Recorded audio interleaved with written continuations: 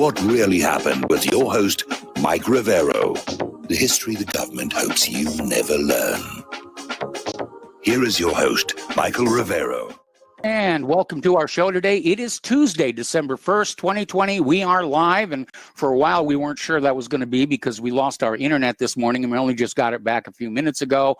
But we're all plugged in, and Verta was working, and YouTube is working, and we're going to go do what it is that we do around here. It's also Giving Tuesday, which I think is kind of a sort of an American spin-off on what's called Boxing Day, and it's where you take things you no longer need because you bought a bunch of stuff on Black Friday and Cyber Monday, and you know, it's all good out there, and you give unused things away here. And I got a bunch of Bluetooth headsets that we're going to be donating to people through the church here. Anyway, let's get right on into the news. First of all, Mike is in our control room, twiddling the dials, keeping us out of trouble. We're going to do news until we run out of news, and I do have a lot of news today. Then we're going to open the phone lines and let you on with your comments, questions, pardon me, observations and opinions. Now, this is very alarming. Apparently, Attorney Sidney Powell was on Sean Hannity last night, and apparently she is reporting that a witness to election irregularities was attacked and beaten up and put in the hospital. And Powell spoke about the attack and basically said these witnesses need protection. And some are not going public and signing affidavits because they're afraid for their physical safety. And this person who was beaten up and put in the hospital may have been a message coming from the election brown shirts to keep your trap shut about what's going on. Because as you know, a lot of people have signed affidavits and gone public, some of them anonymously, to basically say that, yes, this was the crookedest election in U.S. history. Now, a lot of attention is focusing on Arizona right now, and apparently at the Arizona election integrity hearing, Trump basically called on in and said, you know, that we've got to win this thing. We're not giving up. We're taking it all the way. And Trump said that final victory is near, and he will never stop fighting to expose the massive, widespread fraud from the 2020 election. And Donald, you can count on my help for that as well. We're not going to let this go. This was an attack not just on you, Donald Trump. This was an attack on the American system of government and the right of we the people to have a say in how that government is going to be operating. Alrighty, apparently an alleged anonymous whistleblower sent an email that was provided to a cybersecurity expert during the Arizona GOP State Senate meeting, claiming that 35,000 fraudulent votes were given to each of the Democratic candidates in Pima County, Arizona. Now, this same claim was made by Sidney Powell about a week ago, saying that all the Democratic candidates started out with 35,000 votes attributed to them to give them an edge in their contests. And to look at what's going on over at the House of Representatives with all the seats that are flipping red, they didn't do enough of that. Anyway, the purported email was displayed during the event yesterday and was cited by retired Army Colonel Phil Waldron, who's a cybersecurity expert, and basically claimed the information was from a Pima County tech support provider, although declined to identify him or provide any clues exactly what he did, which, given that witness who was beat up and put in the hospital, is probably a smart thing to do here. And according to another expert, apparently 300,000 fake people voted in the Arizona election. Now, Twitter suspended the Arizona GOP witness Bobby Piton during his testimony on election fraud. I mean, the social media is out there just trying to crush this on down, and they're not having a lot of success because more and more people are resorting back to email to communicate with their mailing lists about what's going on, because we all know social media has become filtered. It's basically another branch of the government at this point, the Ministry of Truth, if you want to call them that here. Now, here is where the degree of corruption becomes really visible, because apparently during the election integrity hearing, right in the middle of it, Arizona certified the result for Biden. They didn't want to wait and hear the doubts about the honesty of the election. They just jammed that on through. Now, one of the Arizona state representatives, Mark Fincham, has issued a call to withhold the state's electoral college votes to Joe Biden due to the significant evidence of fraud. So people are definitely lining up on both sides of this issue, and it does look like it's getting to be more and more of a fight. And I can imagine that probably a lot of people who were part of this election fraud are realizing it was too obvious. And America is waking up to the fact that our elections are crooked. Now, this is nothing new. There's been election fraud as long as there's been elections. We know that mail-in ballots were used to try and defeat Abraham Lincoln in his second term. We know now that John F. Kennedy stole his election away from Richard Nixon. Which is not going to make any friends here. But apparently, the state of Arizona certified the state's 11 electoral votes for Biden during the hearing on election integrity. And apparently, Arizona is out there saying, we do elections well here in Arizona.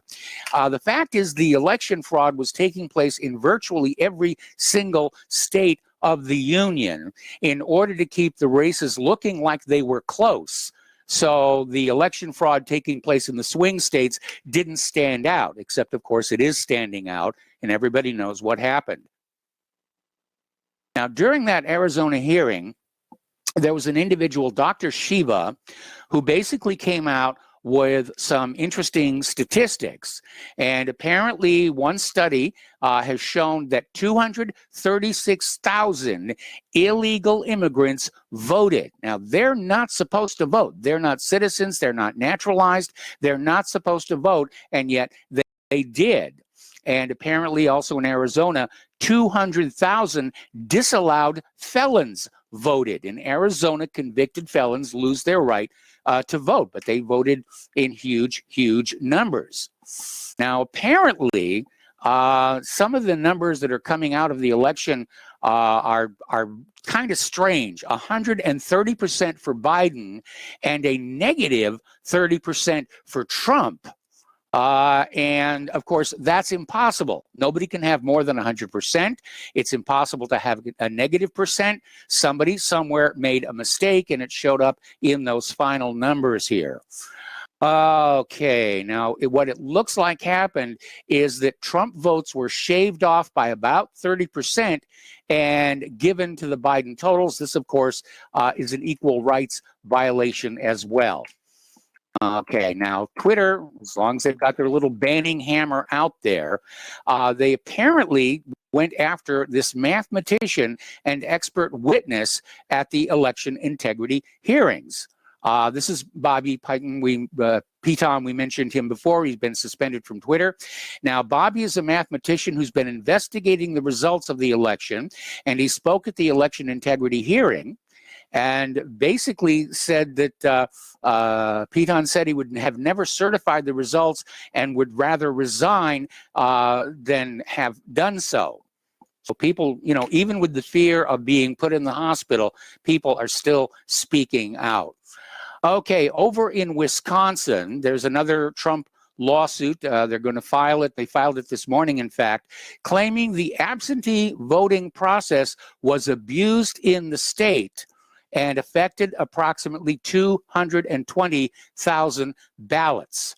Now, the lawsuit comes after the state completed its partial recount and after Wisconsin Governor Tony Evers on Monday night formally certified Joe Biden as the state's winner. Okay, so there's a new lawsuit up there as well. Now, here was an interesting little insight coming out of the Federalist.com about how the Not My President crowd needs to sit down and shut the heck up. And what he's talking about, of course, is the leftist media who are in high dudgeon because Trump is refusing to accept the results of the election theft. And they're out there saying we need a peaceful transfer of power and acceptance of the result. And these are the same people who were out there following Hillary's defeat in 2016, riding through the cities and screaming, "Not my president." And if you look at what happened over the last almost 4 years, it was nonstop Russiagate, corruption, attacking Trump every way that they could. And it's thuggery. It's pure political thuggery. Now, somebody got a video in Gwinnett County, Georgia. The video was posted by Ron Watkins, the former administrator of Aitken.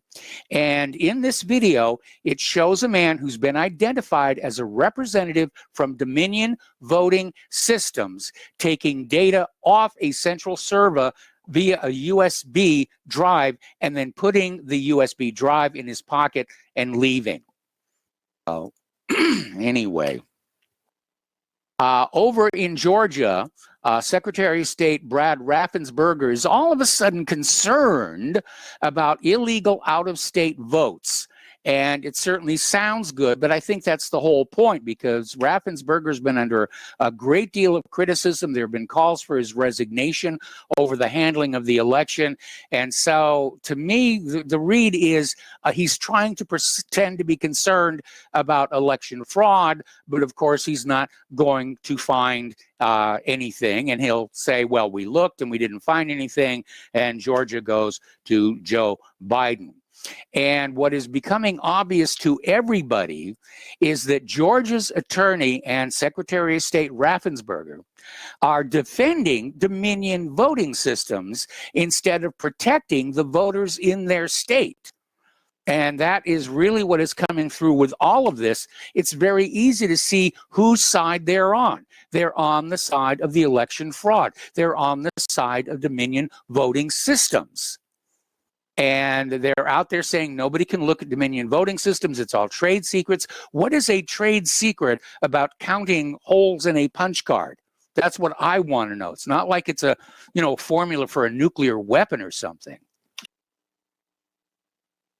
Now, getting on back to Fulton County, as you know, there was a bit of a back and forth with this judge who originally ordered the servers in Fulton County preserved, not erased, not tinkered with, just preserved intact. Then a couple of hours later reversed that and said it was okay to erase them. And then after that issued a third order reinstating the protection of the servers. Well, yesterday when I was talking about the story, I said what's going to happen is they're going to go ahead and erase all the systems and say, well, we did it before that third order was issued.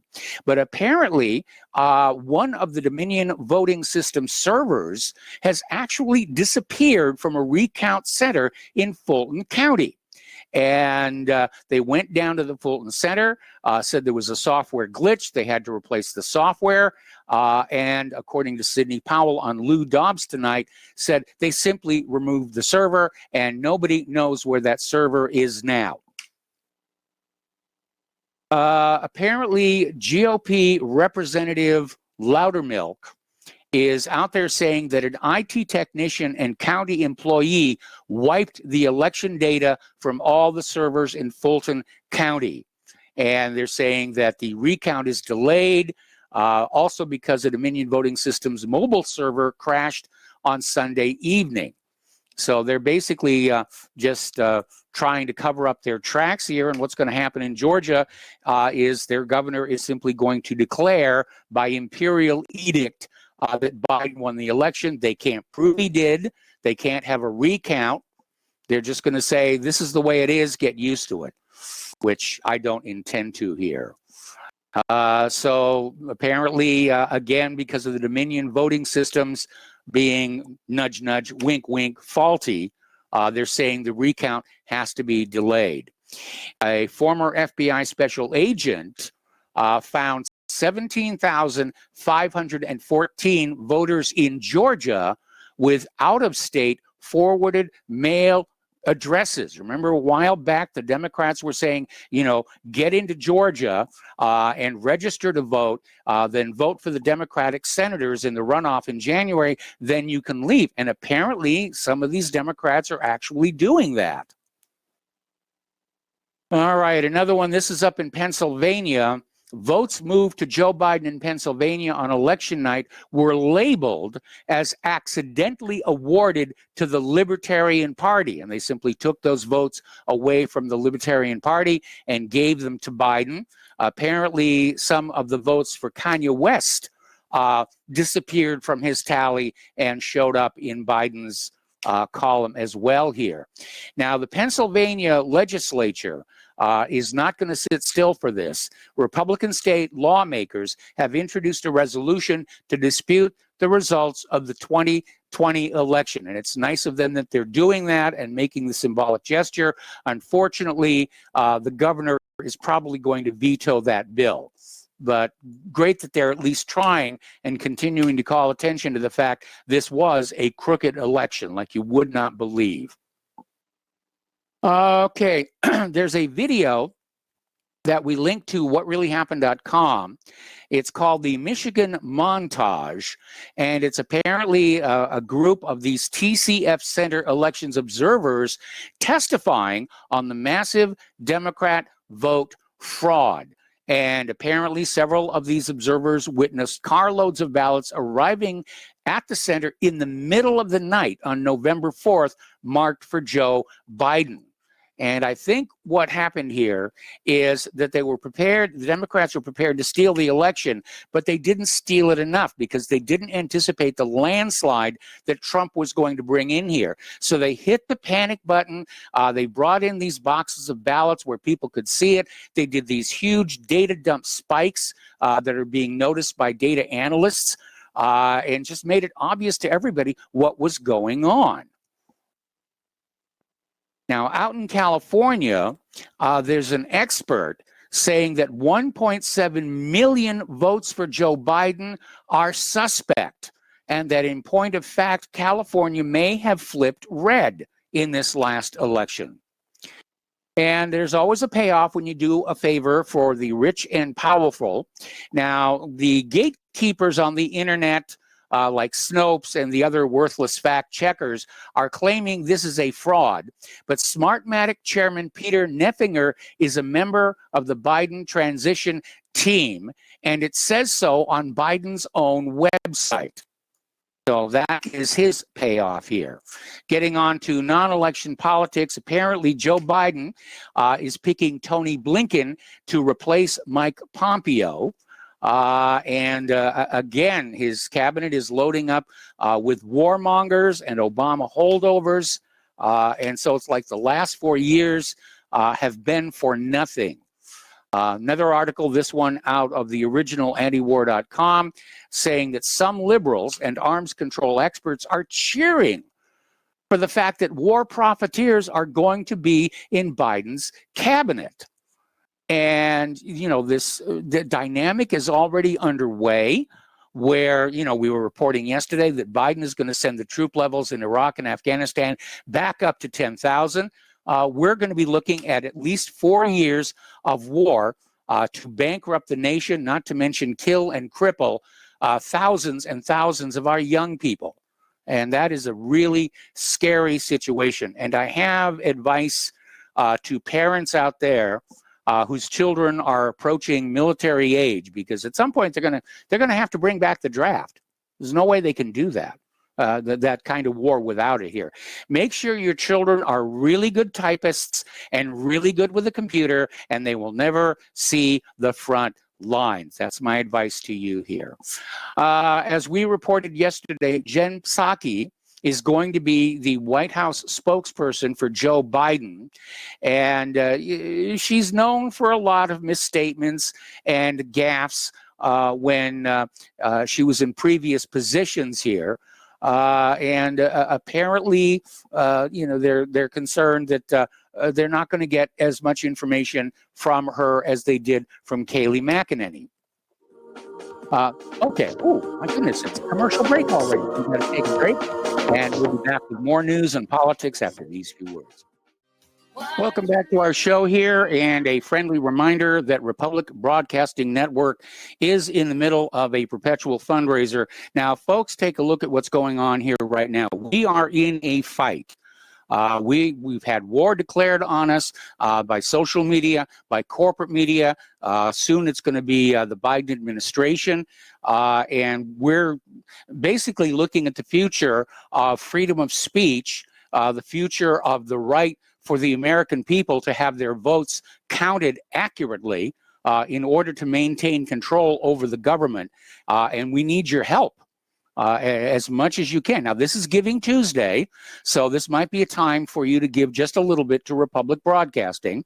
And the postal address where you can send a check, money order, or if you prefer anonymity, cash, to Republic Broadcasting Network, 2251 Double Creek Drive, number 302, Round Rock, Texas, 78664. The phone number where you can make a credit or debit card donation is 800-724-2719, extension 3. The network thanks you. All right, getting on back to politics. You're going to love this next one. And this just makes everybody sit up and notice. This is from uns.com.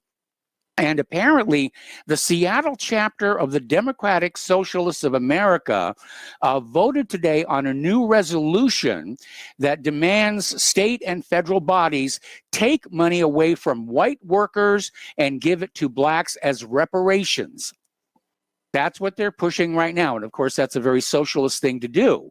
And they're doing this at a time when millions of white Americans are unemployed. They're falling behind on bills and rent and mortgages. They're facing food insecurity. And basically, this resolution says while all members of the working class are exploited by capitalism, white workers have benefited disproportionately. And therefore, they want this system set up where white workers will have money taken out of their paychecks to give to the black population. Okay, yeah, it is socialism. They're trying to turn this country into the new Soviet Union. You can see all the signs all over the place. Anyway, apparently, let's talk about COVID-19 for a while here. Apparently, Dr. Scott Atlas has now resigned as a special advisor to Trump on the coronavirus. Now, his was a short-term appointment, and he's pretty much at the end of it, but he just decided that was going to be enough, and he's heading on to, hopefully, greener pastures. Another story, this from Investment Watch blog, there's a report out saying that COVID is spreading 60% faster in rural areas. And I have my doubts about that, living in a rural area. We are already socially distanced from everybody. There's no place you can go where there's a real crowd. But they are waving COVID at everybody. And as a matter of fact, some of Claire's Bell Choir have had to go into mandated quarantine. They don't have COVID, but they've been exposed to it, according to the authorities. And the church where Claire attends worship and conducts the Bell Choir has now said the Bell Choir is basically canceled until January. Claire's not very happy about that at all, and I don't blame her one tiny bit here. Now, there is a psychiatrist who's come forward, and this article is over in LifeSite News, and basically saying Americans are in a delusional psychosis and they're policing each other. We've seen all these stories about snitch lines and, report on people not wearing the masks and not quarantining. And this psychiatrist is saying that America is on the verge of being lost because of this delusional psychosis. And they're just so fearful that they're turning on each other. And we're definitely seeing that. And maybe that's part of this great reset to try and get the American people into a new normal of silent consent. Over in Wales, in the United Kingdom, apparently there is a new pushback against the Tier 3 lockdowns, and apparently landlords in Wales are demanding to see scientific evidence that COVID-19 is being spread in pubs. Because this devastating ban in bars is going to, result in huge job losses. And you'd think with all the alcohol there, that it would be a pretty much sterile place. But apparently, Connie Parry of Thomas Watkin Brewery in Swansea told the BBC, where is the scientific evidence that you are more at risk in a pub than you are at home or in a supermarket? So people are really fighting back. And it's getting absurd out there. Apparently, New Mexico Governor Michelle Lujan Grisham is shutting down a dozen grocery stores for 2 whole weeks. And, the state's residents are, oh, we got to take another break for commercials. We'll be right back. Welcome back to our show here, and we're talking about events out in New Mexico, where Governor Michelle Lujan Grisham has basically issued a public health order that has shut down 25 essential businesses as of yesterday afternoon, including a dozen grocery stores, 2 Walmarts in Albuquerque, 1 in Santa Fe, an Albertsons in Roswell, a Smith's Food and Drug Center in Albuquerque, and New Mexico Food Distribution Center in Albuquerque. So again, it's just really over the top. Now, here is another article that I got from Zero Hedge. And apparently in the wake of the pandemic, and I imagine that the souring economy is also a factor, but I digress here.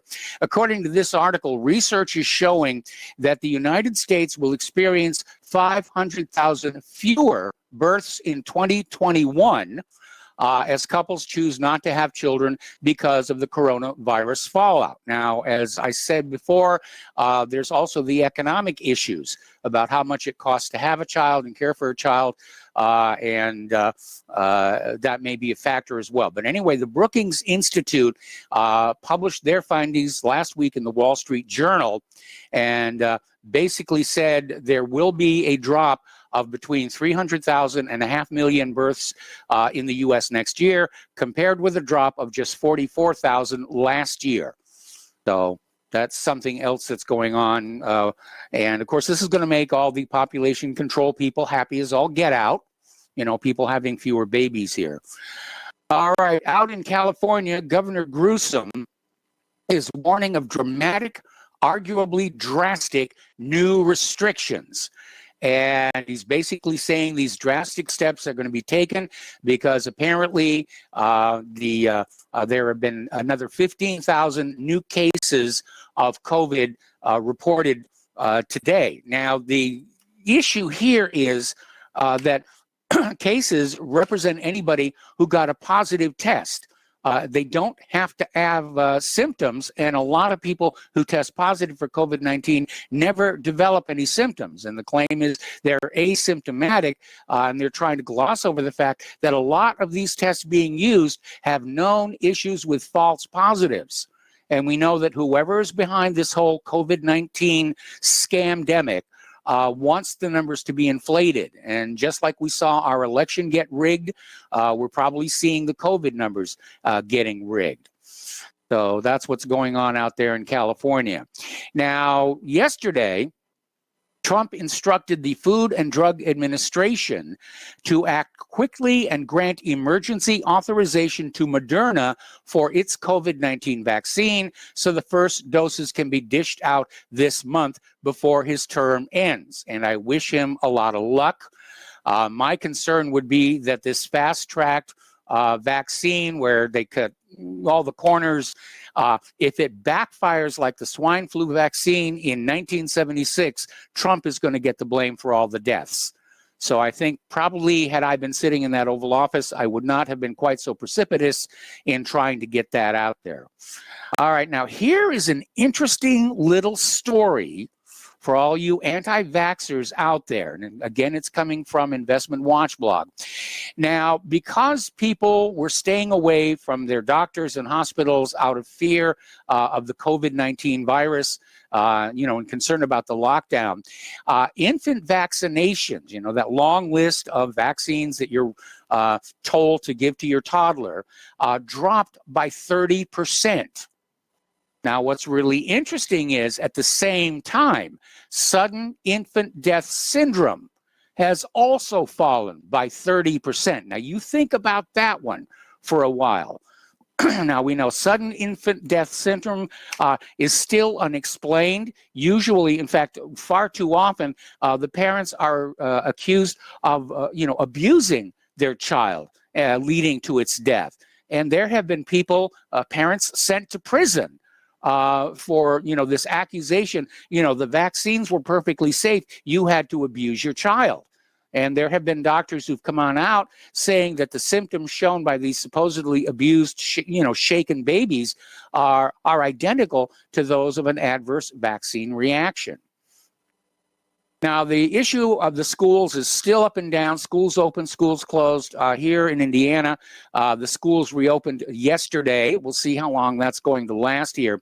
But apparently somebody did a study. Apparently the NWEA, which used to be called the Northwest Evaluation Association, did a bunch of tests to 4.4 million U.S. students in grades 3 through 8 this fall, and discovered that with all the closed schools and online teaching, that Black, Hispanic, and poor kids took the biggest hit. Children are not really being educated with these Zoom-based classes. Now, is that intentional? Is the government so desperate for control that they don't want our kids to really be knowledgeable? I mean, certainly from an economic point of view, children with these poor educational scores are not going to be suited to compete with other nations like Japan and China and Taiwan in a high-tech global marketplace. I'm sure, though, that they'll be taught to fire an M16 and dress in baggy camouflage clothing here. All right, now over in India, this is getting a little bit weird. Apparently, the Serum Institute is threatening to file a defamation lawsuit against a vaccine trial participant who reported having adverse reactions during a clinical trial in India. And basically, an official at the Indian Council of Medical Research, who was a co-sponsor of the vaccine trial, said that they're wondering whether the volunteer's illness was actually linked to the vaccine under study, and if it can't be proven, then they're going to sue this poor individual for defamation. And that sounds to me like, again, they're protecting adverse effects, which is why this rush to get the vaccines out there just strikes me as dangerous, and I cannot help but thinking back in that disaster in 1976. Now, one good thing of the COVID-19 vaccines coming on out here is manufacturers of sub-zero freezers are having a boom time there. Demand for these specialized sub-zero freezers is just off the charts. And so, the Pfizer-BioNTech vaccine has to be stored at minus 70 degrees Celsius. Now, standard commercial freezers, home freezers, don't get anywhere near that cold. So they're having to buy special freezers from Solo Environmental Equipment, and they're having a really good time over there. Now, apparently, over in North Korea, they're finally acknowledging that they too have got a COVID-19 problem going on over there. Remember all the months they said, not here, we're fine. But apparently, Kim Jong-un and other high-ranking officials have been vaccinated for coronavirus within the last 2 to 3 weeks, thanks to a vaccine candidate supplied by the Chinese government. This is coming from Japanese intelligence. And, this apparently happened after the AZN hack accusation. North Korea was accused of hacking into vaccine manufacturers' websites. Getting on to the international news now, things are really tightening up over in China, and we're starting to see the propaganda on the corporate media, China bad, China bad, China bad. But apparently, there are concerns that if the United States stations American troops in Taiwan, that China might sever diplomatic ties completely. And so they're really, pushing this. And China's already talking about cutting off all economic connections. And, folks, one thing Trump did not succeed in doing is bringing back American manufacturing to the volume necessary to serve the country. If you go to the big box stores, you'll still see that much of that stuff that's on the shelves is made in China. We have become dependent on Chinese manufacturing. And if we go to war with them, well, then all of those goodies at the big box stores are going to go away here. A lot of people are still talking about Iran's top nuclear scientist, Mohsen Fakhrizadeh, who was killed by Israeli assassins. There are multiple stories that are coming out as to how it was done, and it's confusing a lot of people. Originally, there was a bomb that disabled his car, and then 12 assassins basically machine gunned him. But apparently, a news source is saying that there was a remote control machine gun that was used to carry out the accusations here. And Iran is saying Israel's fingerprints are all over it. Israel has certainly assassinated a lot of scientists all over the world in past years here. But apparently there is a push now for a revenge strike on Haifa. And it does seem like a revenge strike is almost inevitable. Based on what happened after Soleimani was assassinated. That, of course, is going to be presented to the world as an initiating incident leading to a U.S.-Israeli, mostly U.S. attack on Iran. Interestingly enough, over in the European Union, they're basically trying to downplay the idea that Israel had anything to do with the assassination. And so we know who owns the European Union at this particular point. Adding fuel to the fire, apparently a drone airstrike has killed an Iranian commander near the Iraq-Syria border. And apparently the strike occurred either late Saturday or early Sunday. And they're basically identifying the slain leader as Muslim Shadan, a senior IRGC commander. Now, Iran has not officially confirmed the report yet, but there's a lot of sources out there saying, yes, it did here. Now, an article, this is coming again from the original antiwar.com, and it's speculating that Bibi Netanyahu has succeeded in boxing Biden in on Iran. Now, Biden's been talking about going back to the P5+1 deal, which would sort of pull back from this idea that Iran needs to be invaded right now. And, this gets back to if the Israelis did assassinate Mohsen Fakhrizadeh, why would they do it now? He was a leader in Iran's nuclear bomb program, but that ended all the way back in 2003. And under George W. Bush in 2007, all 17 U.S. intelligence agencies declared that Iran no longer had a bomb program. The IAEA said exactly the same thing. 4 years later, the same intelligence agencies affirmed that finding. So... this is trying to provoke somebody into war. And like I said, if Iran does retaliate, that will open the door to an attack here.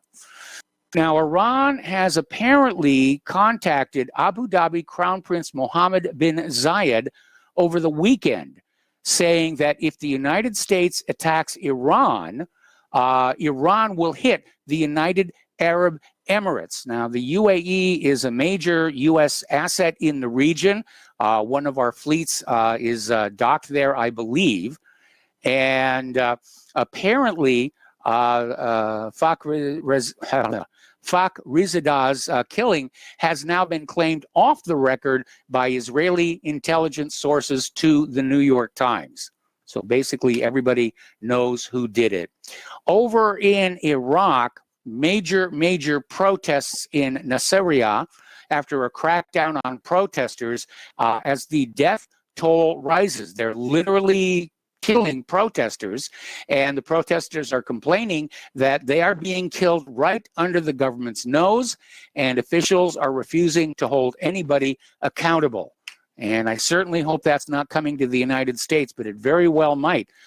with this rigged election and everybody aware of it, we could wind up in the same kind of confusion and chaos that Belarus did. All right, getting on into Jerusalem. Apparently, the Israeli Jerusalem Municipality demolished an historic stairway leading to the Al-Aqsa, Mosques, Lions Gate, and the Old City of Jerusalem. And apparently the head of the Committee for the Preservation, there's an odd title considering, of Islamic cemeteries in Jerusalem, Mustafa Abu Zara, and the Jerusalem municipality's teams, accompanied by a bulldozer, stormed the Bab al-Asbat area and demolished the stairway leading to the cemetery. So it's another provocation here. Now, over in Saudi Arabia, remember Bibi Netanyahu flew over to Saudi Arabia to strike a normalization pact with Crown Prince Mohammed bin Salman, possibly also to discuss the coming war in Iran. But apparently, because it looks like Biden is going to succeed in stealing the White House, Crown Prince Mohammed bin Salman is now pulling back and saying the deal must be delayed. And so bin Salman said he's reluctant to take the step now, that it would use a deal later to cement relations with the new American leader. So things are still in chaos here. Over in Egypt, apparently they're intensifying their military drills. And basically, they're out there, according to Ahmed Aliba, who's a defense expert at the Egyptian Center for Strategic Studies, saying that the increased number of drills shows that the Egyptian Armed Forces has the capability of conducting all of these exercises at the same time, which sounds like what you wind up with, you know, when you're actually caught in a war. Up in Karabakh, Nagorno area, Armenia and Azerbaijan are still kind of in a tense situation. Technically, the war is ended, but apparently Azerbaijani troops have now entered the largest Armenian gold mine and declared that they own half of it. So this may reignite the war. Certainly, Armenia thinks that gold should belong to them. But Azerbaijan has other ideas. Over in France, people are rioting there. They were rioting to block the security bill to prevent reporters from covering police brutality. That bill has now been rescinded because of the demonstrations. And apparently in the process, they burned down the French Central Bank. So good for them. All right, we got to take another break for commercials, and we'll be right back.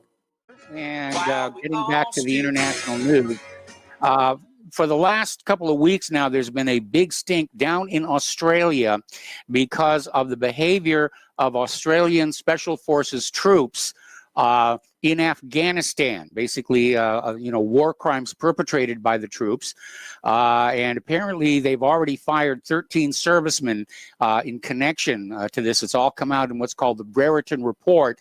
The version released to the public is redacted. Apparently there's a lot worse things in there than the public is being cued in on, and it's a big stink because it's come on out that the military chain of command tried to hush this all up.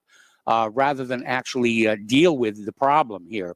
And The Guardian Australia just published a photo of a supposed Special Forces soldier drinking beer out of the prosthetic leg of a dead Taliban soldier in a bar in Afghanistan. Now I'm sorry, that's just a little tacky. All righty, and I know the Australians, they're a little rowdy and out there, but this is a bit much here. Getting on to more serious things here, Russia is calling on the United States to halt the deployment of nuclear weapons in NATO's European member nations, saying that it both violates the terms of existing treaties and makes a devastating conflict more likely to happen.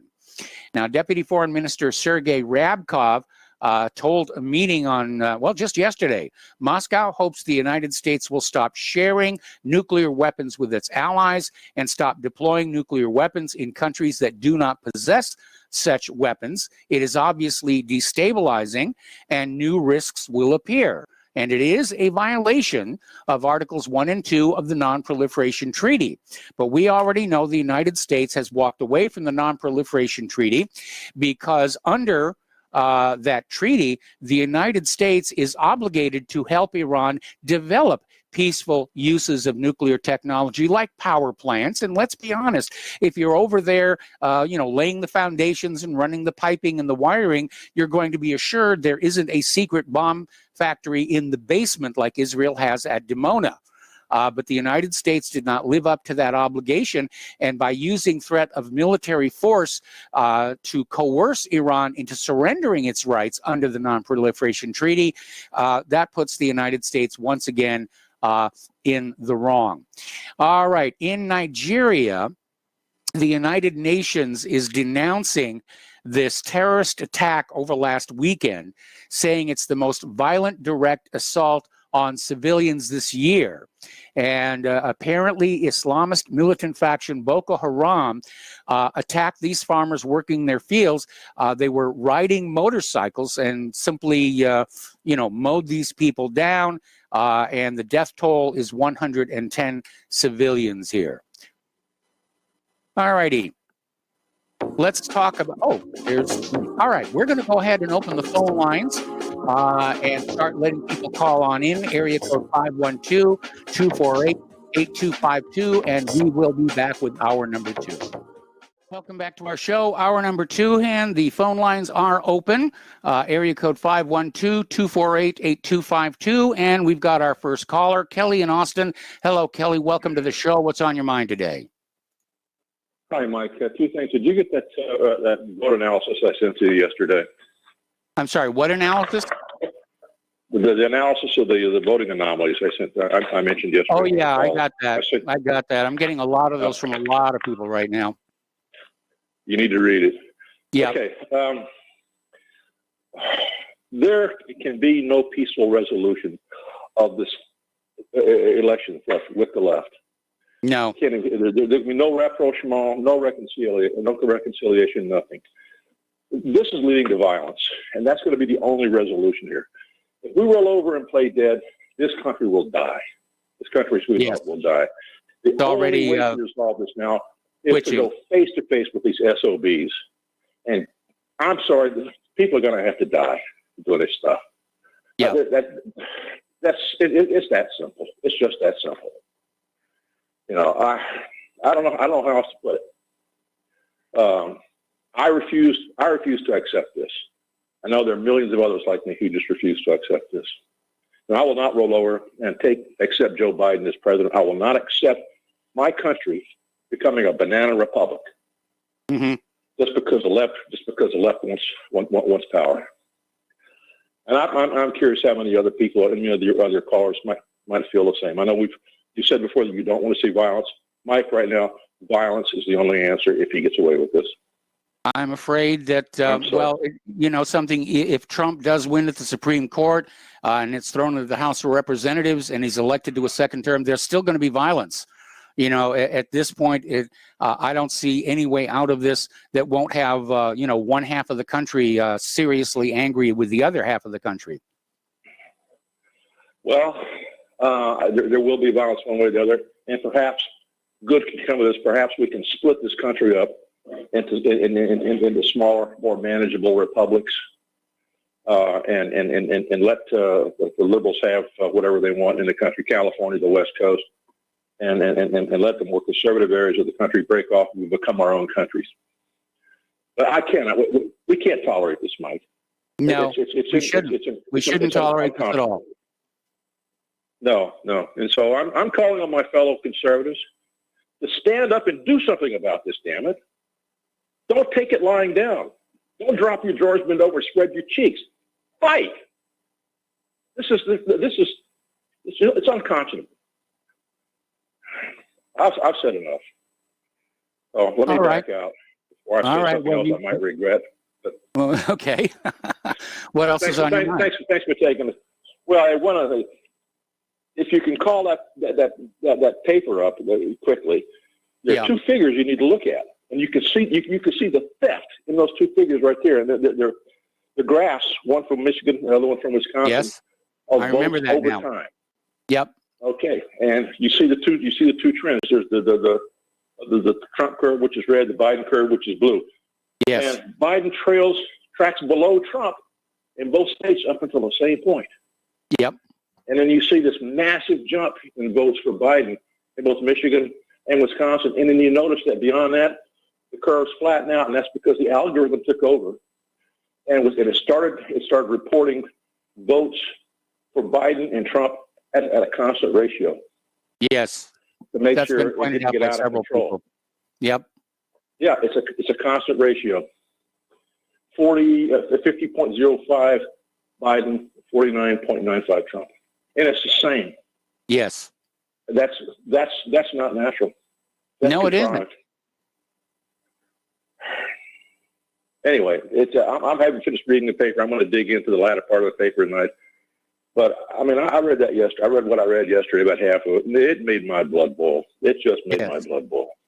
Yeah.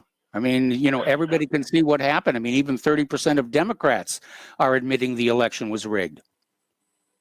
Yeah. Okay. Well, screw the left, and let's beat them one way or the other. But there's no peaceful reconciliation with these SOBs. They have got to go. Well, I'm afraid. Let me back out of here. I'm afraid you're right here. You know, I don't want to see it, but there's nothing I can do to stop it. And you know, I've devoted most of my career in radio and blogging to trying to find a peaceful resolution to restore the republic. But I'm afraid I'm hearing all these people who are basically of the same mindset that you are, and I'm afraid you're right. I'm afraid you're right. And you know, what are people in Indiana saying? What are your fellow Indianians saying about it? Well, the fellow Hoosiers, the Hoosiers, they're all saying the election was stolen. I'm hearing words like incensed, which I think is 2 steps above angry. And yeah, everybody around here is very upset. And I haven't met a single person here who thinks Biden won honestly. No, it's obvious. Biden was a beneficiary of a rigged system right here. Yes, he was. He knows it.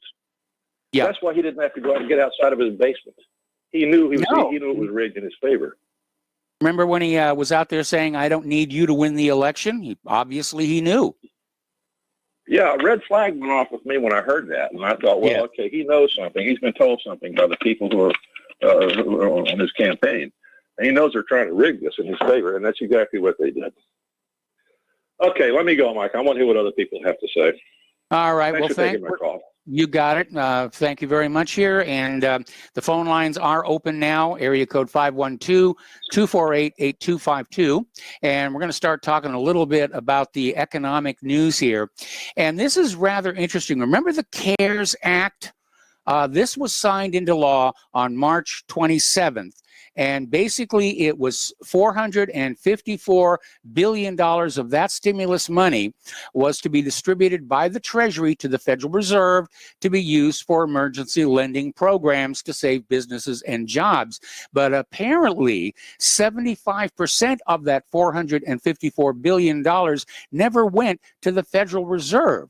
It was invested by a Mnuchin slush fund called the ESF. And so apparently, you know, the people were just grabbing the money as it whizzed on by and diverting it to their own uses here. Now, last week we were talking about Bitcoin and the roller coaster it was on and how there was a sudden drop of 12.5%, which people didn't know if that was Bitcoin owners cashing in for the profits.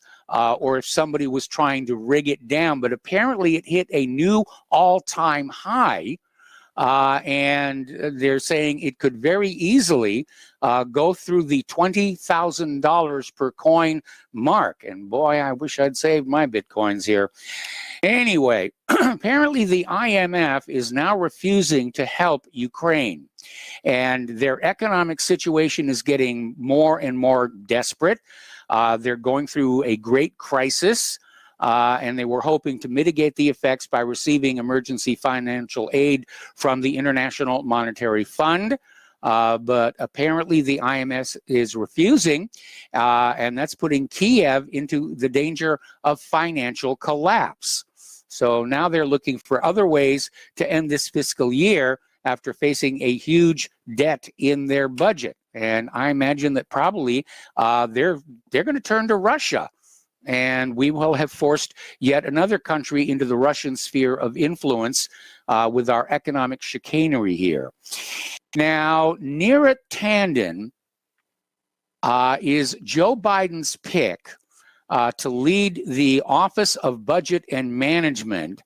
And apparently, she is advocating that the Libyan government should pay the United States back for the military intervention in 2011. Now, I guess Libya should be feeling grateful for all the bombs and assassinating their leader and the destruction of their public central bank and the end of the gold dinar. Why they'd be grateful for that, I don't know. But Neera seems to feel that Libya should be paying us back for that 2011 invasion in oil. And basically, Tanden wrote all the way back in 2011, we have a giant deficit. They have a lot of oil. So the United States is turning into a pirate kingdom as far as I can tell. Now, NASDAQ is going down the affirmative action wokeness path here. And apparently, they are now going to require one woman and one minority or LGBTQ on company boards in order to be listed on NASDAQ. Now, I'm sorry, but NASDAQ is all about stock trading, and I really don't see them as having any standing to be socially engineering, but apparently that's where they're going here. And apparently there is no requirement from NASDAQ that company board members need to know how to read financial statements. But there has to be one woman and one minority or LGBTQ. So don't expect the financial sector to show any brains out there. We have been talking about how during this COVID-19, we're seeing a massive, massive wealth transfer from the American people to the billionaires and the bankers, certainly to the medical industrial complex here. But apparently it is being forecast that the top 5 central banks, that the European Central Bank, the Federal Reserve, the Bank of England, the Bank of Japan, and the PBOC, the People's Bank of China, are expected to grow by another 5 to 6 trillion US dollars by the end of 2022.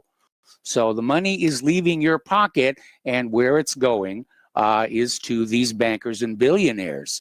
And basically, we're looking at these last few decades of gains over poverty in our country, and it's all at risk of being wiped out. Okay, we're going to take another phone call. Oh, no, we just lost the call here.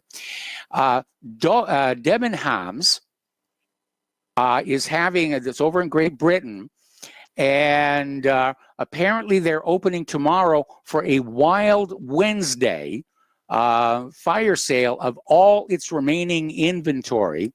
This 242-year-old chain has collapsed, leaving 25,000 jobs at risk. And it's terrible. Apparently, Sir Philip Green's Arcadia Group is also in the process of collapse. And this is a major disaster for Britain's ailing high streets economy. And they're just wrecking everything here. Okay, we've got another caller here. We're going to go to Jeff in Southern California. Hello, Jeff. Welcome to the show. What's on your mind? Tomorrow you can help me out and come over here at 11 in the morning. I'll be here at 11. All right, at 11? Okay. Could you talk a little closer to your mouthpiece? We don't really hear you clearly. The alarm feature on my phone. I should start using that by now. Okay. Get up. Well, like set it at like 10:30. I'll give you enough time to like. Tom, you're on the air. Tom, you're on. Yeah, can you hear me? Yeah, I'm sorry. I thought I was talking with Jeff. This is Tom in Florida. Yes. No, I was Okay. wondering what's going on because Anyway, what's on your mind today? Okay, we seem to be having some issues here. Is anybody on the line with me right now? Apparently not. Can we try Jeff in Southern California again? Lost, Tom. Here's Jeff. All right, Jeff in Southern California, welcome to the show. What's on your mind today? Hey, Mike, am I coming through? Now you are now. You're on the air. What's on your mind? Okay. Yeah, you know what? So Trump, maybe he just lost, or maybe he was cheated out of it. But he has 4 years to prepare for this, and he. Yes, you're right. It's his own incompetence, and all he does now is blame people. Oh, Barr did. I think Barr just rejected some other thing, and this has been a series of losses for the guy, and Yes. he doesn't take responsibility for it. All the people he's blaming are people that he hired. He's an idiot. I mean, I have all I care about is results. Trump did not provide the results that he claimed he would. I don't care what the excuse is. It's not worth fighting. No, I'm in agreement. Trump had 3+ years to deal with election fraud, and he dropped the ball. He basically dropped it on the Department of Homeland Security, which did absolutely nothing because they're part of the deep state. Now, my issue here with the cheating of Trump in the election is we need to restore honest, accurate elections in this country, or we, the American people, have lost total control of the government, and we're now a dictatorship, and that is something I will not tolerate. Well, I agree with you on that. And the guy who called before, who's like, we need to get out in the streets and everything. And you know what? Yes. A lot of the conservatives that are now saying, hey, we got to do something, we got to get in the streets. A lot of them were poo-pooing on Kyle Rittenhouse, and they were trying to distance themselves from the Unite the Right rally in Charlottesville, where the Yes. Trump administration locked those guys up forever.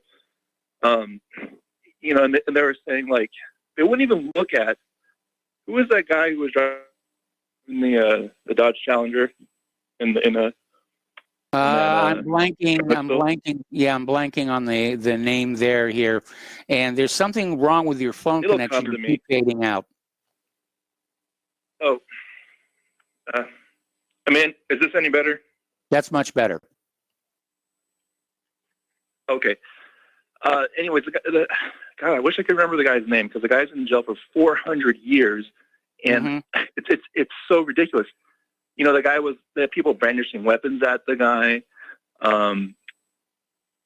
They took down the street signs. They were in the middle of the road, and they were not permitted to even be there.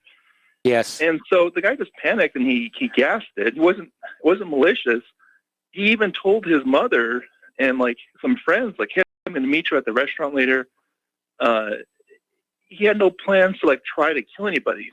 And he even, after he fled and he was getting attacked, after he fled, he called, what was it? He called when they caught him, he was crying. He was like, oh my God, I'm so sorry. I didn't mean to, hurt anyone. Yeah. James Fields. And conservatives will jump at the chance to demonize James Fields, but they never even look at his case, honestly.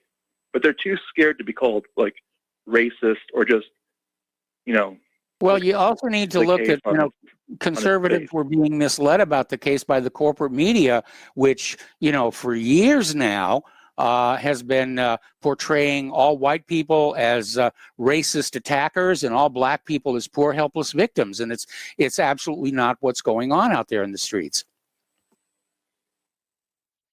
Well, right. And all the ones that haven't been banned on social media, that Zionist with the eye patch there, what's his face? That guy, he was at some some event, and the America First people who were there, they were questioning him. They're like, hey, look, what about demographic replacement? What about this issue? Whites just want an equal chance. We don't want to disadvantage ourselves. We just want basically to be treated equally. And he would just he would just skip all their questions. He would just call them names. It was really disgusting. Yes. And that's the Republican Party. That's like the official stance.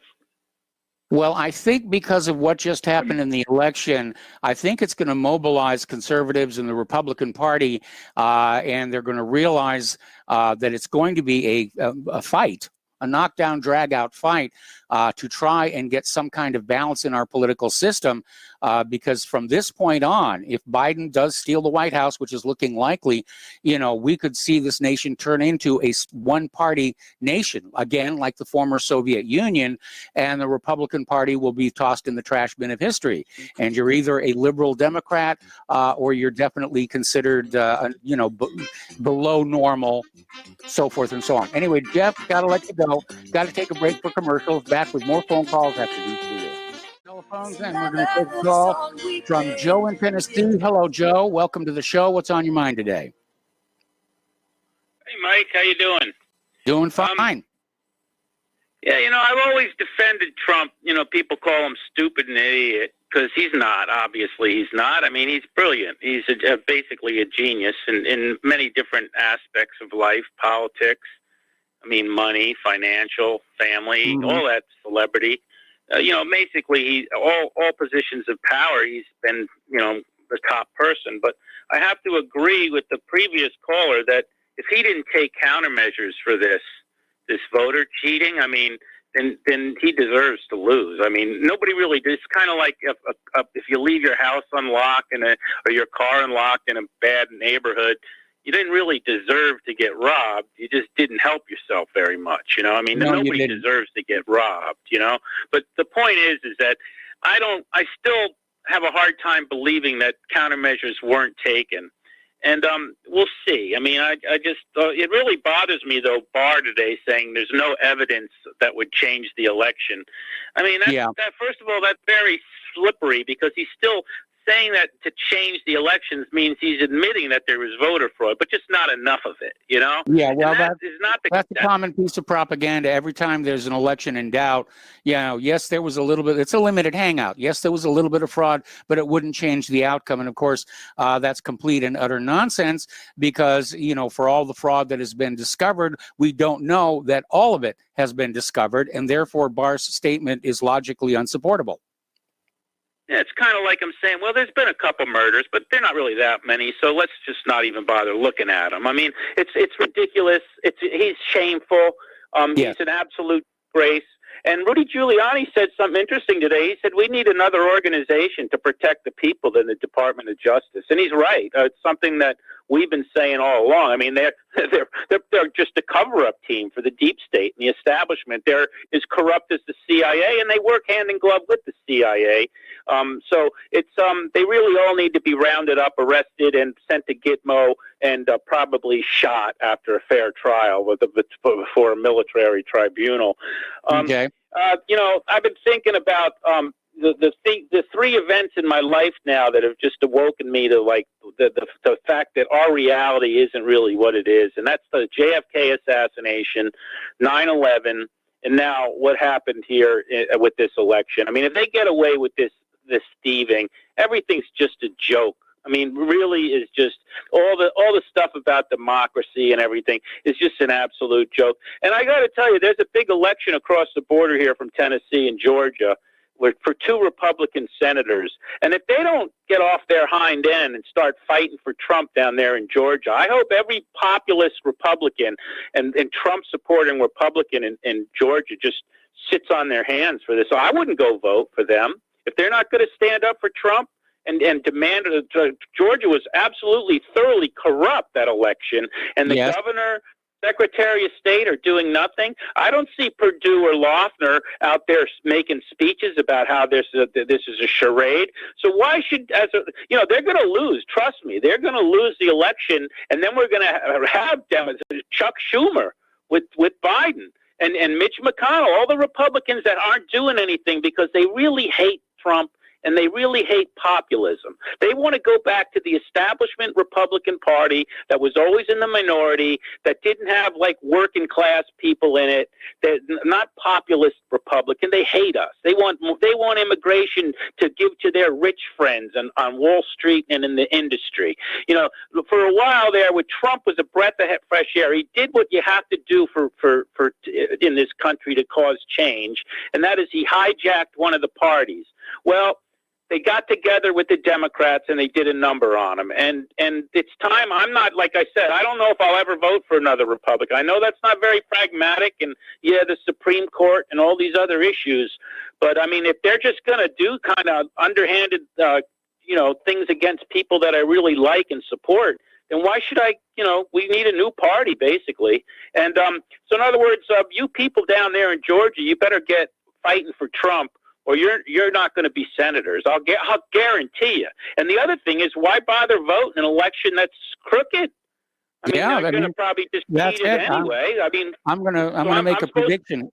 I'm going to make a prediction that when the midterms come around in 2022, that voter turnout is going to be extraordinarily low. Why bother? I mean, why should you vote? I mean, if they can overthrow the vote against the president of the United States, what's the point of it? I mean, it's basically the point. Now, I'll tell you the truth. I think we all need to be like Minutemen. I think everybody should have a gun ready at their door, and I'm not saying to do anything with it, but just be ready to go. With the Paul Revere comes by and says, it's time to go, they're coming to force inoculate you or whatever. I think that's I don't know what the fight's going to be, but I know there's going to be a fight, and everybody should be prepared for it. It's a shame. It's kind of like I've been in mourning with this whole election, because it's not just because I like Trump so much, but I love my country. And it's basically, if this is allowed to stand, this country is basically fundamentally destroyed. All right, Joe, I got to let you go. Joe, I got to let you go. Got to take another commercial break. More calls when we come back. Welcome back to our show here. We're going to go right back to the phones here to Mark in North Carolina. Hello, Mark. Welcome to the show. What's on your mind today? Hey, how you doing, Mike? A lot on my mind today, boy. I'll tell you. I was watching earlier morning got Pete Santilli. He's a online radio show, and he's actually in the morning and the evening, and he had General McElary, and he also had that one of the lawyers there in Georgia, not Sidney Powell, the male lawyer, Lee something. Linwood. I think his name is Linwood. Linwood, and they both were calling for the Insurrection Act, which really would be martial law, and locking up tons of these traitors, and that he would be perfectly justified to use it. And I think General Flynn may be behind this too, because of the fact that you've not only got domestic enemies, you've got foreign enemies. Evidently, China is involved to a degree. Yes. I understand they actually were shipping in ballots by plane. And they've got recordings of them doing it. Okay, Alex Jones is playing that. So there's definitely a reason for the insurrection.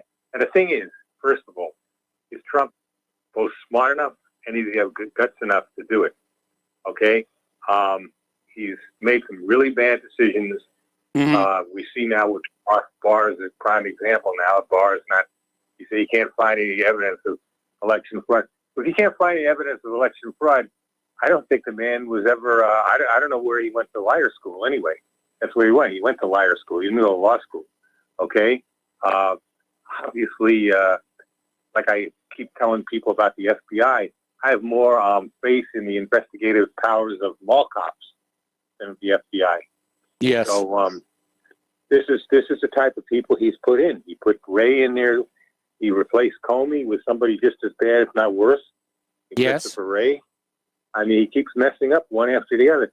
So he wants to save this country. He better do something now, because it looks to me like they're going to ramrod this, Biden in there. Okay, And if Biden Yeah, gets in there, Trump is definitely running out of time, but again, he's got the entire political system of the entire country is just arrayed against him. We're seeing judges throw his cases out of court, claiming that he doesn't have standing, which is a ridiculous legal argument. He's the president of the United States. He's the candidate who's been the victim of massive election fraud. If that isn't standing, I don't know what is.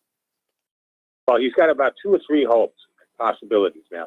One is that the legislatures like Pennsylvania, which is really vociferous now in defending him and saying they will not certify the, they won't, let's put it like this, they won't let the electors vote for Biden. And Well, they're going to try that, but the governor will veto it, unfortunately. Well, I don't think he can veto it. He can't veto it. If they decide that they're going to do that, that's up to them. The governor has nothing to do with that. Government can you need to read the Pennsylvania state constitution. They run the rules the same way as the federal government. The legislature can pass a bill, but the governor can veto it. It's not a matter of a bill. What they're trying to do is just get the electors to say, no, we will not vote for Biden, period. So, and they can do that. They can't force the electors to do anything. And I understand the same thing possibly in Georgia. What's happening in Georgia, they're trying to do the same thing. So there is hope there. The other possibility, of course, is the Supreme Court. He has to get it to the Supreme Court first. Yes. And then the last possibility is the Insurrection Act or martial law. If we come to martial law, and I have no problem with it right now, Mike, because there is a coup. This is a coup, and it's not only domestic. It seems to be foreign too. Not only China, but it seems like a lot of the EU nations may be involved, including Germany, Spain, and who knows who else. And probably, if I had to guess, probably Belgium. Okay, because that's where the head of the EU is. So this. He can't just give it up. He just can't do it, because if he gives it up, this country is going to go probably to civil war very shortly. Biden is even if he wants to try to heal the country, try to get it together, he's too damaged. He's too demented to even try. And he's going to do something stupid like try to force vaccines on us, or just force another lockdown on us. And nobody's buying into this. Very few people are buying into this COVID nonsense anymore either. It's amazing. Yeah. We don't want to, people realize the numbers mean nothing. All they are, by the way, I noticed Dustin doesn't even call anymore, because I guess he knows he can't win. But anyway, there's nothing to the numbers. The numbers mean nothing. It means maybe you had a cold or something like that, and it comes up positive. The joke is not, it means absolutely nothing. The people dying that they're saying more people are dying, they're not dying of COVID. They're dying of anything else but COVID. But the overall death rate in this country has not gone up. There was that John Hopkins study that basically said the number of deaths has not increased overall. And of course, that report has now been, Orwellized by the corporate media because it doesn't fit the official narrative. And then there's one more thing too. This thing with Iran, okay? And now, I think you were saying before, people, parents should, teach their kids how to, type or use computers or whatever else.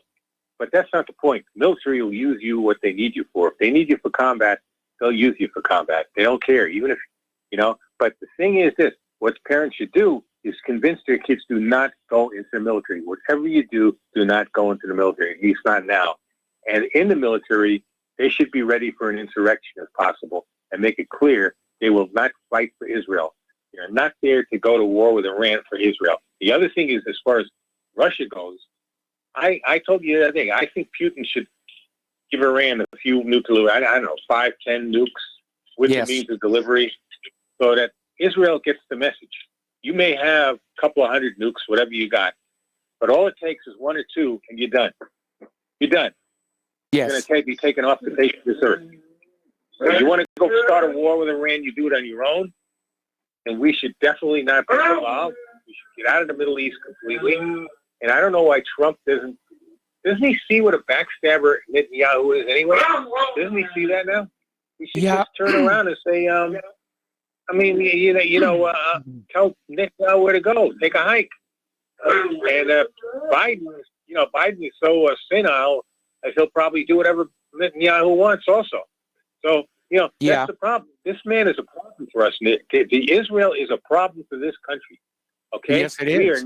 We don't stand allegiance to Israel. We stand allegiance to the United States of America, not to that disgusting little country that parasite. That's what it is. It's a parasitic country in the Middle East who sucks our money away, our tax money away. Well, we can't even feed our own people now because of this stupid lockdown, and they suck our money away. We arm them to the teeth, and for what? For what, Mike? You tell me. I don't understand it.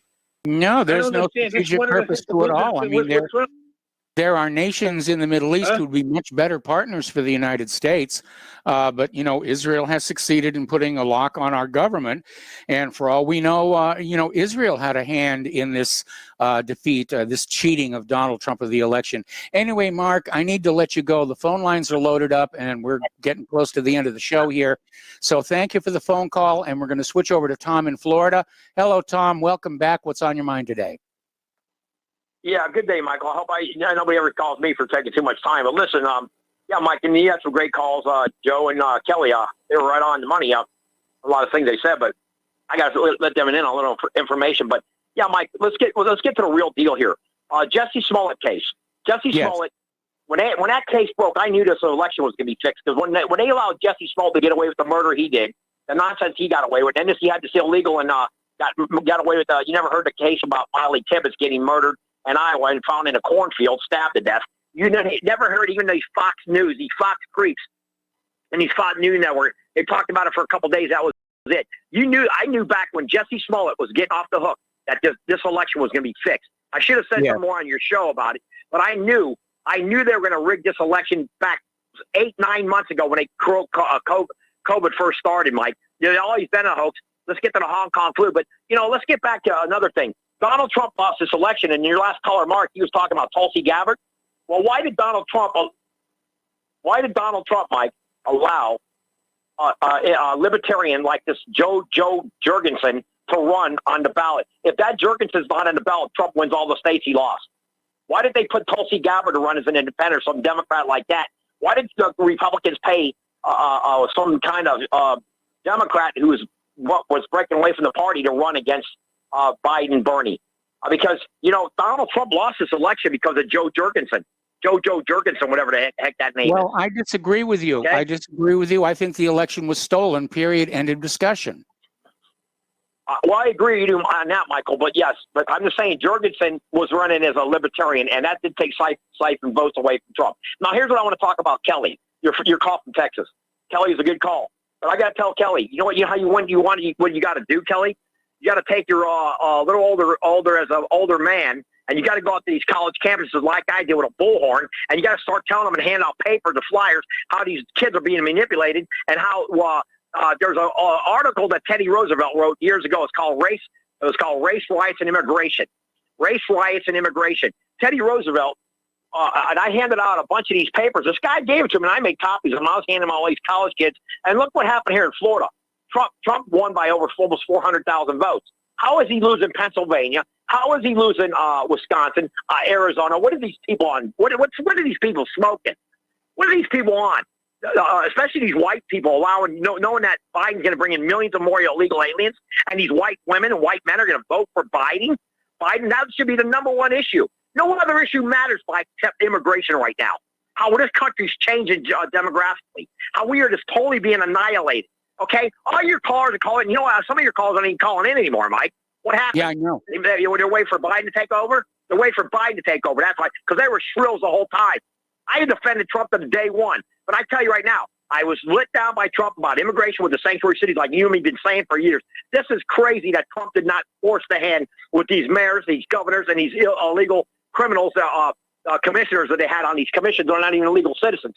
Now, here's the problem, Mike. Getting back to Jesse Smollett. Nobody's heard a damn word about him. Even at Fox News, they're shrills too. The Fox News are all a bunch of creeps. Yeah, Fox News is really going downhill. Now, and everybody's going on Pollard. That Pollard's going off the chain, I heard. Pollard. I think Facebook's going to crash soon. I hope Facebook's crashes on its face, and I hope, what's the other, Twitter, Fitter, Fatter, Yeah. whatever you want to call it, a bunch of criminals.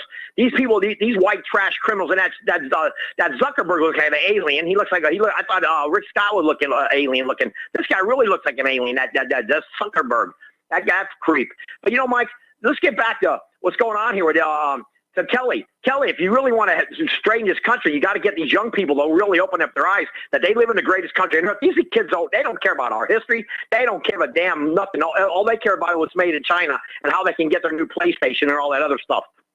And all these games that these kids play and combat zombie games all these kids are into. It's unbelievable. And they don't give a darn about the founding fathers. They don't care about our Constitution, our Bill of Rights. They don't care.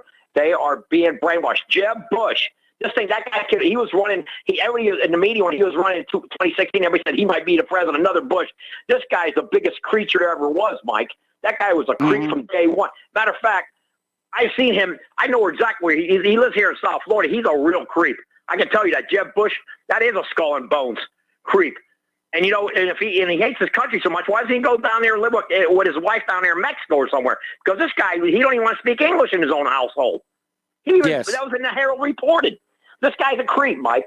And so, you know, when I see all these guys calling in saying what we got to do, well, you know what you got to do? You got to pack these young kids and get them right now when they're 15, 14, so when they get ready to at 18 to vote, that they're going to understand they live in the greatest country on earth, or otherwise they're going to have no country. There will be Venezuela and Cuba. They will be a third world banana republic. And that's exactly what we're headed there. On the food. We're headed there. And, you watch. You know, there's going to be food shortages coming up. I mean, people can't afford food. We know that a lot of farmland got lost to the floods earlier this year. And, you know, now you've got the supply chain is under stress because truckers don't want to drive because of the COVID scare. And, you know, we're starting to see empty shelves in our local Walmart and our local food supermarket. Yeah, we're headed to some very, very dark times. Anyway, Tom, I got to let you go. One more thing. The Chinese got Mike, the Chinese got away with this Wuhan flu, and the Republican Party should have known back 10 months ago that this was coming. They should have said, and look, the media, every media outlet, Mike's blaming Trump for the Wuhan flu. You think he wanted a flu to take down his presidency? And all these dumb white people saying, oh, it's all Trump's fault. All these white people are blaming Trump for the Wuhan flu. What kind of what they're blaming him for is they don't think he handled the situation the way they would have handled the situation. Of course, we don't really know what they would have done.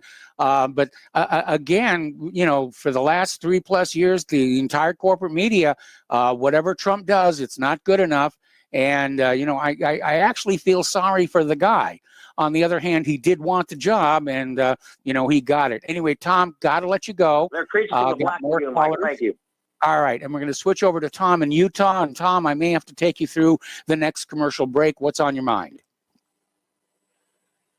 Well, actually, when I called into Mike, I was just going to have you go through that 60% increase of infections in the rural communities. But also, I heard a rather bizarre statement from a leftist, of course, where they said that Trump has problems with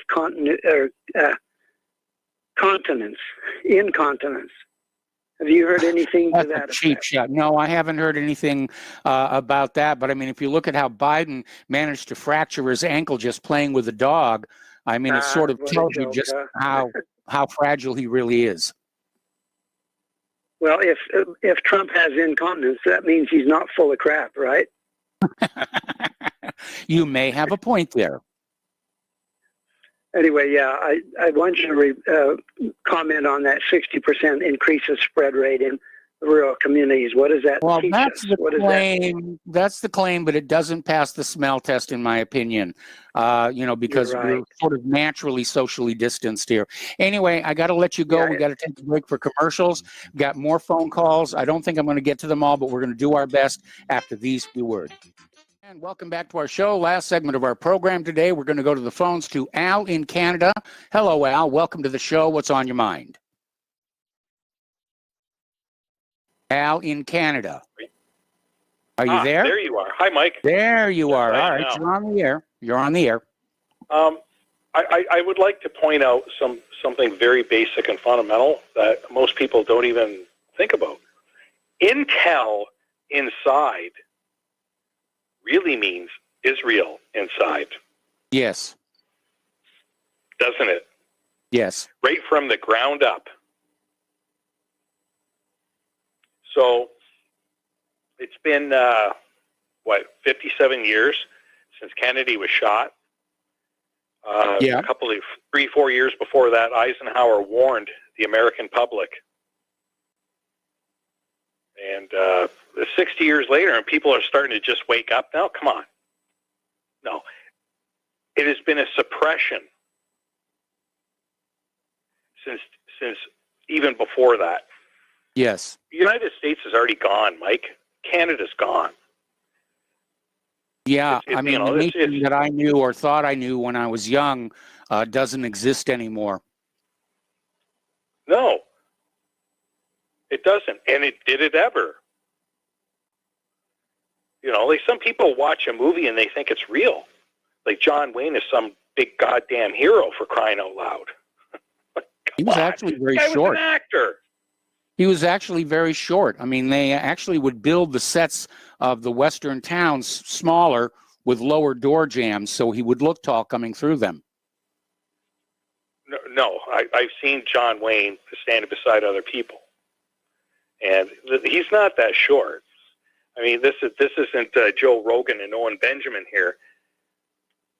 The thing is, a lot of people believe things that they shouldn't believe. That's Always true. question everything. And one of the best senses to do that with is just look. Look for what's there.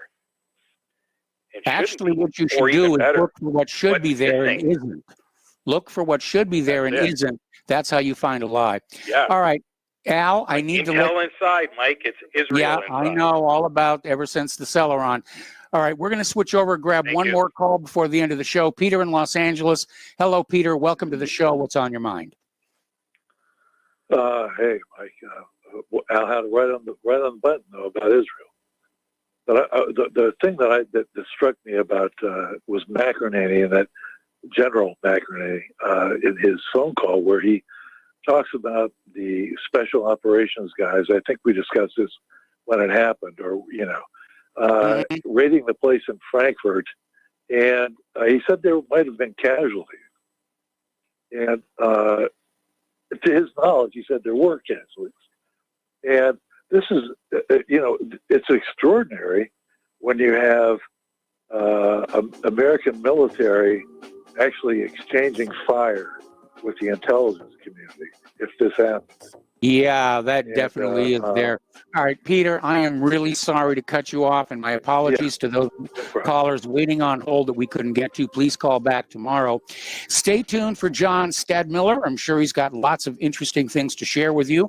Please spread the word of Republic Broadcasting. Spread the word of whatreallyhappened.com. Speak out about this massive election fraud we all just witnessed. Please donate to RBN. We'll be back tomorrow. Aloha, America.